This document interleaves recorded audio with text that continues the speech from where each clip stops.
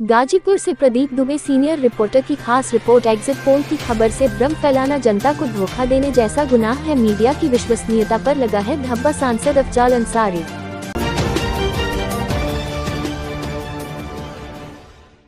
खबर गाजीपुर जिले से है, जहां पर एग्जिट पोल पर समाजवादी पार्टी ने सोमवार को पत्रकार वार्ता कर मीडिया पर जमकर बरसा। पत्रकार वार्ता में सपा प्रत्याशी सांसद अफजाल अंसारी ने कहा कि एग्जिट पोल से मीडिया की विश्वसनीयता पर धब्बा लगा है। उन्होंने कहा कि एग्जिट पोल से भ्रम की स्थिति फैली हुई है, जो सुनियोजित है। 4 जून को भाजपा गठबंधन इतिहास में बदल जाएगा। पूर्वांचल की 2 सीटों बनारस और गोरखपुर में फाइट है, शेष पर इंडिया गठबंधन के प्रत्याशी जीत रहे हैं। जनता को धोखा देना गुनाह है। इंडिया गठबंधन की पूर्ण बहुमत से केंद्र में सरकार बनने जा रही है। यूपी में 20 से 25, बिहार में 20, आंध्र प्रदेश, कर्नाटक, राजस्थान, पंजाब, हरियाणा, दिल्ली आदि स्टेटों में भाजपा गठबंधन बुरी तरह हार रही है।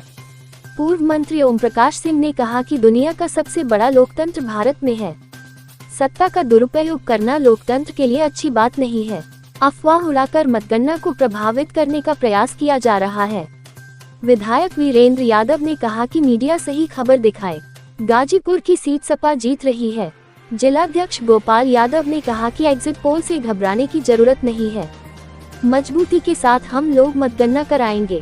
जो रिजल्ट आएगा उसे स्वीकार करेंगे। बहुत बहुत धन्यवाद आप सब पत्रकार बंधुओं का। माननीय जिलाध्यक्ष महोदय जी ने आमंत्रित किया और आप लोग आए।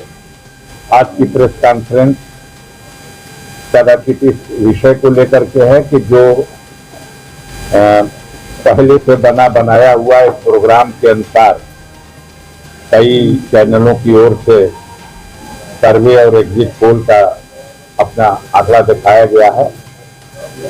उससे जो भ्रम की स्थिति फैली है, उस भ्रम की स्थिति में इतने बड़े लोकतांत्रिक देश में जनता को गुमराह करना भी एक बहुत बड़ा अपराध है और उतने बड़े पैमाने पर भ्रम फैला देना भी एक बड़ा अपराध है और ये सुनियोजित है। बिल्कुल क्लियर कट ये 100% सत्य है कि जो इंडिया गठबंधन अभी तक सत्ता में था, इसकी सत्ता की समाप्ति निश्चित रूप से हो चुकी है। कल वो लोग इस देश के लिए इतिहास बन जाएंगे, वर्तमान नहीं रह जाएंगे। अब आज भर का दिन है, जितना उस पर सजा संवार लिया जाए। गाजीपुर में भी जीत रहा है एनडीए, तो दिल के बहलाने को गालिब यह ख्याल अच्छा है। पूर्वांचल की अभी भी मेरा दावा है कि 2 सीटों को छोड़ के सारी की सारी सीटें इंडिया गठबंधन जीता है। 13 सीटों में जो लास्ट राउंड का चुनाव हुआ, मात्र 2 सीटों पर फाइट है। एक सीट महामहिम प्रधानमंत्री श्री नरेंद्र मोदी जी की, लेकिन बहुत कांटे की टक्कर है, और दूसरी सीट गोरखपुर की। बाकी सारी सीटों पर चुनाव हार चुके हैं लोग। सपना देखना कि लाभार्थी समूह हमको वोट कर गया है, ये सपना टूटेगा इसी गाजीपुर में। देखिएगा लाभार्थी समूह किसको वोट करेगा। आप भी कल मिलोगे, हम भी कल मिलेंगे। कल 12 बजे के बाद खैरियत हम आपकी पूछेंगे, आप मेरी पूछ लीजिए। इस सपने में जो 24 घंटा 36 घंटा देश की जनता को गुमराह करके भ्रम फैला करके गांव-गांव में लोग विचलित हैं, भीड़ इकट्ठा होगी, क्या मिलेगा? जनता को धोखा देना तो अपने आप में बड़ा गुनाह का विषय है। पूरी मजबूती के साथ मैं ये कह सकता हूं, अपने 50 साल के राजनीतिक अनुभव के आधार पर ये कह सकता हूं कि इस चुनाव में इंडिया गठबंधन की सरकार दिल्ली में बनने जा रही है, निश्चित रूप से बनने जा रही है और पूर्ण बहुमत मिल रहा है। 300 से 1-2 कम हो जाए, 300 से 1-2 ज्यादा हो जाए। 272 वो आंकड़ा है जो सबको चाहिए सरकार बनाने के लिए। जो भी पहल करेगा उसके पास 272 होना चाहिए, लेकिन मुझे लगता है इंडिया गठबंधन को 300 और 300 से अधिक भी सीटें मिलने जा रहे हैं। जिन 2-3 स्टेटों में एनडीए गठबंधन को थोड़ी सी खुशखबरी मिली, उनकी समीक्षा करने की जरूरत है। एक ऐसा प्रांत है आंध्र प्रदेश का, 25 लोकसभा सीटें हैं। पिछली बार खाता भी नहीं खुला था इनका, भारतीय जनता पार्टी का। इस बार चंद्रबाबू नायडू से समझौता करने में सफल हो गए, जिसकी वजह से अभी तक की जो सूचनाएं हैं उसके हिसाब से शायद भारतीय जनता पार्टी 2 सीटों पर आंध्र प्रदेश में सफल होने की स्थिति में है। लेकिन उनके गठबंधन यानी चंद्रबाबू नायडू को वहां इससे 4 गुना ज्यादा सफलता यानी 8 सीट भी मिल सकती है। इसके अलावा एक प्रांत उड़ीसा है, जहां पिछले स्कोर में 2 सीट की वृद्धि हो रही है। 8 सीट इनकी थी, 2 सीट और बढ़ सकते हैं, 10 सीट पे जा सकते हैं। और तीसरा जो सबसे ज्यादा व्यवहार बनाया जा रहा है, आधार बनाया जा रहा है, वो बंगाल है। तो बंगाल में 18 सीटें इनके पास थी। अब किसी भी दशा में 18 सीटों से बढ़ने की आगे की स्थिति नहीं है। हाँ, ये है कि जहां 8 सीटों तक चले गए थे लटक के, अब वहां फिर से अपनी पुरानी स्थिति में 18 सीटों पर आ जाएंगे। और ये जो सब देख लिया जाए, चंद्रबाबू नायडू को लेकर के भाजपा को यानी 10 सीटों का वहां फायदा, 2 सीटों का उड़ीसा में 12 और शायद एक आध सीट मिल जाए बंगाल में, अगर वृद्धि भी मान ली जाए तो 12-14। एक प्रांत का नाम बता रहा हूं, नोट कर लीजिएगा, कर्नाटक, जहां 28 में 26 सीटें मिली थी, आज वहां 8 सीटें नहीं मिल रही। अकेले एक कर्नाटक में इतनी बुरी तरह से भारतीय जनता पार्टी की कमर टूटी है। वो जो स्कैंडल आया सामने, जो हजारों लड़कियों का नग्न मतलब सेक्सी वीडियो और उनके चित्र खींच करके वो भाग गया इनके सरकार की मिली भगत से विदेश।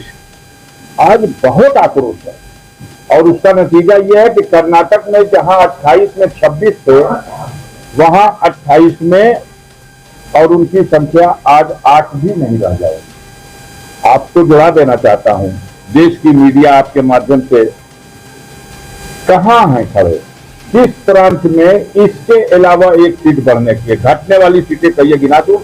राजस्थान में 8 सीट, कम से कम 7 सीट मध्य प्रदेश में, कम से कम 2 सीट छत्तीसगढ़ में, कम से कम 22 सीट महाराष्ट्र में, कम से कम झारखंड में 4 सीटों का घाटा, बिहार में 20 सीटों का घाटा, उत्तर प्रदेश में 20 से 25 सीटों का घाटा। कहां खड़े हैं? कितनी थी जो एनडीए की सरकार थी, इनकी खुद की सीट थी 302 और अलायंस की सीटें मिला करके हो रहे थे 352। आप देख लो कहां है। अकाली दल के साथ मिलकर 7 सीटें थी पंजाब में, आज 0 है। दिल्ली में 7 में 7 थी, आज 3 सीट आना मुश्किल है। हरियाणा में 10 में 10 थी, आज 2 सीटों के लिए तरस रहे हरियाणा में। हिमाचल प्रदेश में 4 में 4 थी, आज 2 सीट मिलना मुश्किल है। कहां जीत रहे हैं? लद्दाख में लद्दाख में घाटा अलग हो गया। गोवा में 2 सीटों में 1 सीट का घाटा हो गया। त्रिपुरा में 2 सीटों में 1 सीट का घाटा हो गया। पूरे देश के पैमाने पर जोर देने के बाद किसी भी तरह से पूरा एनडीए 220, 225, 230, इससे ज्यादा नहीं। और किसी भी दशा में 300 से अधिक सीटें लेकर के इंडिया गठबंधन आ रहा है। जो लोग अलग हैं इसके अलावा 15 सीट, 17 सीट जो लेकर के आ जाए जगन मोहन रेड्डी, वो बीजेपी के कतार में बैठने वाले नहीं। और शायद 3 सीट 4 सीट लेकर के चंद्रशेखर राव आ जाए तेलंगाना से, वो भी इनके साथ बैठने वाले नहीं। और उसी प्रकार से जो उड़ीसा के नवीन पटनायक हैं, वो अपनी 7 सीटें, 8 सीटें या 6 सीटें लेके आने की स्थिति में है, वो भी इनके साथ बैठ सकते हैं। यानी ये जो 30 सीटें हैं, ये भी अल्टीमेटली इंडिया गठबंधन के कतार में खड़ी होंगी। क्योंकि देश की जनता का मूड सबने देख लिया कि जब सब पूरे देश की जनता हटाना चाहती है नरेंद्र मोदी को, तो धारा के विपरीत तो कहीं कोई गुंजाइश दिखाई नहीं दे रही है। अफवाहों के माध्यम से ये चीज चमकाने की कोशिश हो रही है। अब गाजीपुर की जनता, तो उसके पास एक ही पैमाना है कि गाजीपुर को भी भैया उसी में गिन दिए सब। हम इसी से अंदाजा लगा लो पूरे देश पे क्या हुआ है। भदोही की सीट हलाहल जीत गया। अब कह रहे हैं लोग कि वहां चुनाव चिन्ह पत्ती थी, साइकिल नहीं थी। चुनाव चिन्ह पत्ती का कुछ भी रही हो, अनूठा रहा हो, मतदाता मूड बना लिया है कि हम एनडीए के और भारतीय जनता पार्टी के प्रत्याशी को हराएंगे। इसलिए भदोही की सीट भाजपा की थी जो हार रही है, चंदौली की सीट भाजपा की थी, मंत्री थे महेंद्र पांडे जी, बुरी तरह हार रहे हैं। कोई माने या न माने, कल फैसला देखिएगा। मछली शहर की सीट आपके गाजीपुर के सांसद रह चुके हैं तूफानी सरोज, उनकी बेटी चुनाव लड़ रही, डंके की चोट से जीत रही है। बाबू सिंह कुशवाहा बड़े अंतर से 1 लाख के आसपास के अंतर से बाबू सिंह कुशवाहा जौनपुर जीत रहे हैं। सपना तो आप देख रहे हैं तो क्या कहा जाए भाई, लालगंज जीत रहे हैं, आजमगढ़ जीत रहे हैं, बलिया जीत रहे हैं, गाजीपुर में अब तक के जीत का सारा रिकॉर्ड तोड़ रहे हैं। कल भी मुलाकात होगी, फिर कह रहा हूं, और आज भी मुलाकात हुई। तो किसी चीज को बढ़ाया घटाया जाए, लेकिन एक लिमिट में। बहरहाल किसी वजह से, किसी और कारणों से हमने एक खबर पढ़ी थी जिसमें साफ तौर से माननीय मंत्री जी लिखा था 10 अरब रुपया भारत सरकार के खजाने से निकाला गया है और मीडिया बंधुओं की सेवा में विज्ञापन के लिए दिया गया है। तो इस तरह की उम्मीद तो थी कि ऐसा कोई आएगा चमकता हुआ, लेकिन अब कल है, हम लोगों को कोई इससे बहुत नुकसान नहीं होने वाला है। आम जनता भ्रमित हो रही है, आम जनता के साथ धोखा हो रहा है और मीडिया की विश्वसनीयता पर धब्बा लग रहा है। इसलिए मेरा अनुरोध है कि सही खबरें चलाइए और सही खबरों का पता कीजिए। चौथे स्तंभ की हैसियत से देश में अपनी भूमिका निभाइए।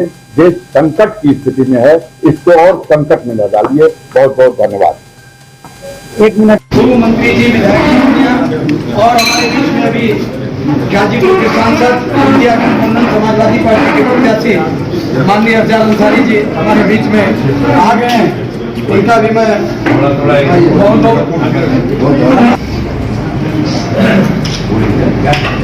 हाँ अब इस सब्जेक्ट दुनिया अमन चाहे, शांति, जो भी होता है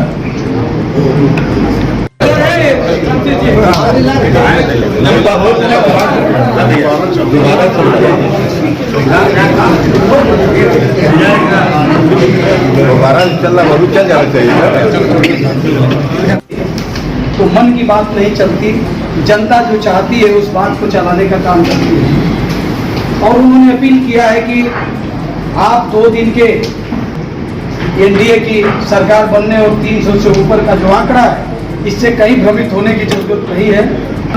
सर्व समाज के लोग, पढ़े लिखे शिक्षित लोगों ने एक मुश्त समाजवादी पार्टी इंडिया गठबंधन माननीय अंकित भारती जी, पूर्व विधायक जखनिया माननीय त्रिवेणी राम जी, समाजवादी पार्टी के जिला कोषाध्यक्ष श्री राम बच्चन यादव जी यहाँ पर उपस्थित हैं।